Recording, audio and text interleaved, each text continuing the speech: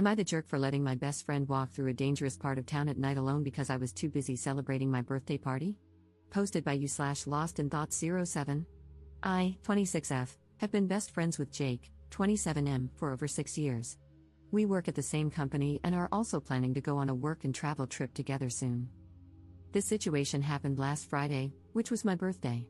I had planned a big family gathering with over 20 guests, some of whom traveled over an hour to be there.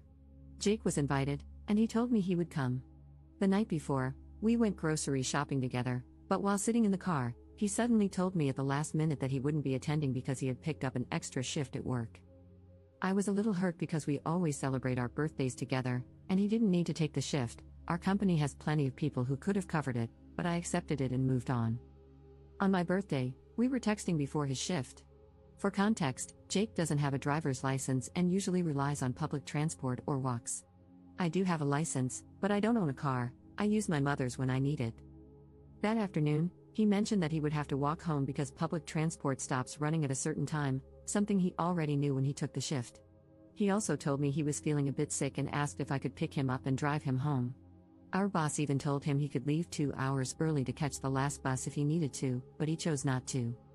I told him I couldn't leave my own birthday party just to pick him up and drive him home. I had guests over, food and drinks to serve, and I felt it would be rude to leave when people had put in time and effort to celebrate with me. He replied, "Can't you just leave for 5 minutes and drive me home?" I explained that it wasn't just a 5-minute trip, I would be gone for at least 30 minutes in total. He just said, "Okay." Later, I checked Find My to make sure he got home safely and texted him, apologizing that I couldn't drive him, reminding him that I normally do, but I really couldn't leave my own party. That's when he got angry and told me my behavior was unacceptable and that I was just making excuses. For further context, I do drive him home fairly often, even when I'm not working the same shift as him. But this time, I had a prior commitment, one that he was originally supposed to attend.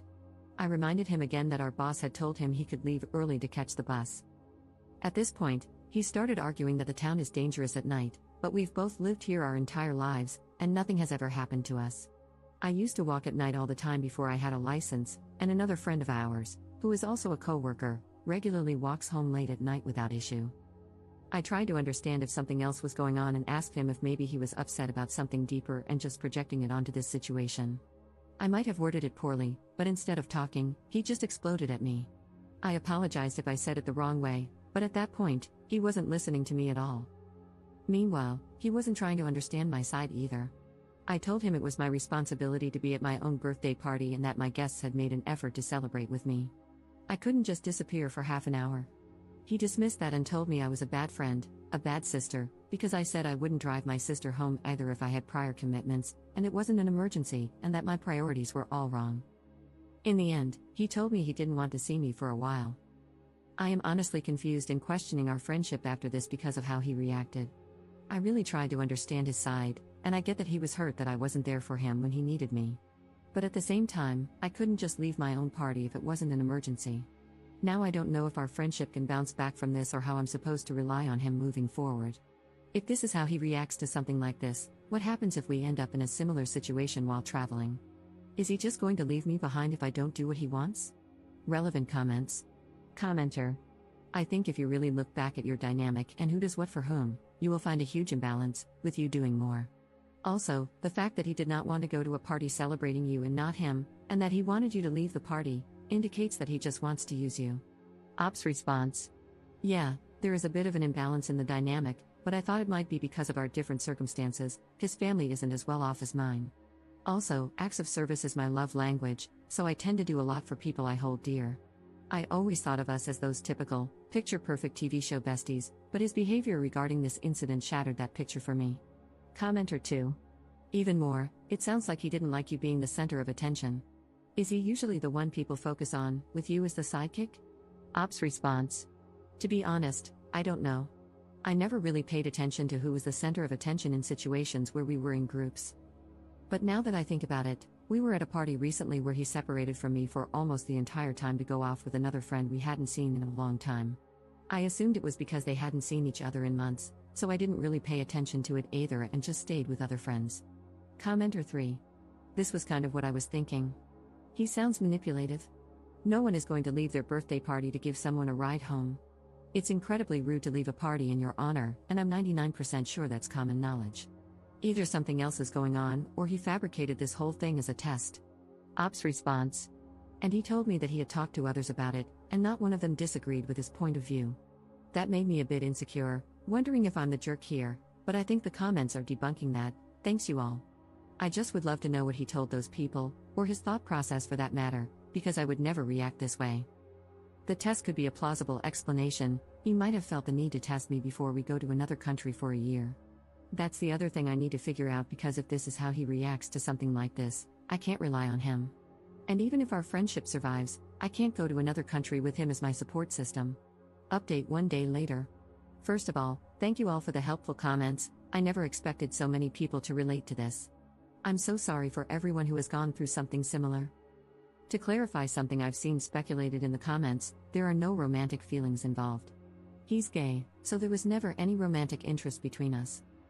After reading a lot of comments and reflecting on everything, I've decided to go no contact, aside from necessary work-related interactions. I've also made the decision to move forward with my work and travel plans alone, because I simply can't trust someone like this to be my emergency contact in another country. I had a long conversation with my parents and showed them the chat.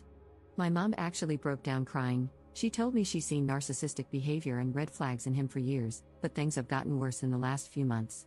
She said this has been weighing on her, and when she laid everything out for me, I finally saw the bigger picture.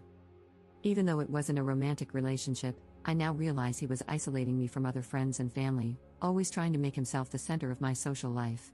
He even tried to insert himself into most of my other friendships, and looking back, anytime I made progress in life, he would find a way to hold me back or drag me down.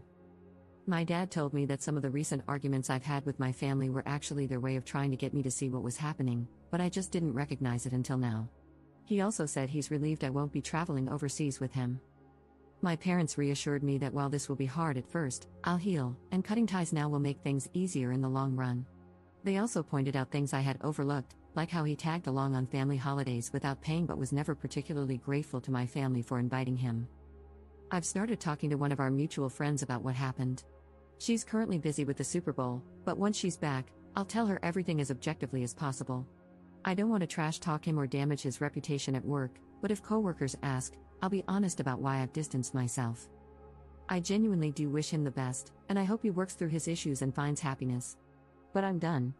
My mom breaking down in tears was the final straw for me. Even though a lot of my social circle overlaps with him, I know I'll eventually sort everything out and move on. It honestly feels like a friendship divorce, but I think this is a necessary step. I need to reevaluate who my real friends are and how they treat me, and I might need to cut ties with a few other people along the way. I actually texted one of my close friends, joking that we're getting a divorce and that I'm filing for custody of her. I really hope she won't be manipulated by him, but right now, I need to be prepared for anything. This won't be easy, but I'll cut my losses and move forward, hopefully toward a better future with better friends, ones I can truly trust and who put just as much effort into our friendship as I do. Relevant comments. Commenter. He overreacted the way he did because he had your entire birthday evening planned out. He intentionally took an unnecessary shift, distancing himself from your party and your time with friends. He declined the suggestion of leaving 2 hours early, which would have allowed him to get a ride home, because he was used to you caving to his manipulations and just knew he could convince you to leave your own birthday party for him. He had already contrived a false narrative to keep you away longer, preventing you from being celebrated by anyone other than him. When you stood your ground, thereby maintaining your self-respect, he didn't get his way. This was foreign to him, and he couldn't handle it. Now he's doubling down and still trying to manipulate you. His silent treatment was orchestrated to make you come running and apologize, but even that isn't working. I'm so proud of you because this seems like something big that's needed to happen for a long time. He sounds emotionally immature and very self-serving. Get ready, he's going to try to make this rough for you if you let him. Ops response. Thank you, but I will do my best not to let him try anything again. I'm even thinking of changing my job after the work and travel. Commenter 2. People have a hard time recognizing abuse in friendships. It's similar to how many people don't realize they're in an abusive relationship if there's no physical violence. Many believe that abusive relationships only happen in romantic contexts, not friendships. I've seen multiple posts over the years describing clear single white female situations, yet the op just can't wrap their head around it and doesn't want to accept it. When commenters point out that they're in an abusive relationship, they typically refuse to believe it at first, despite coming to Reddit for help because something feels off. They always think they're overreacting and want to give the benefit of the doubt. Abusive relationships can happen in any type of relationship. The sunk cost fallacy traps many victims in these situations. It's always interesting to see posters like ops start looking back on their friendship without the rose-tinted glasses. 99% of the time, they end up uncovering a lot of messed up behavior that's been going on for a very long time. It's hard to see the forest when you're too busy focusing on the trees. I hope Op is safe.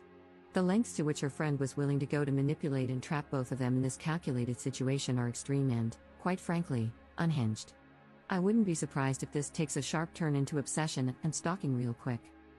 Just like in an abusive romantic relationship, her friend is losing control and has upped the ante.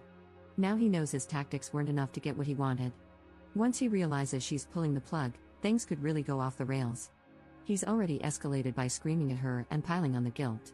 He's going to escalate further, but how far will he go? Who knows? You can't reason with unreasonable people, and you cannot predict their actions. Op needs to be on high alert and should not underestimate him.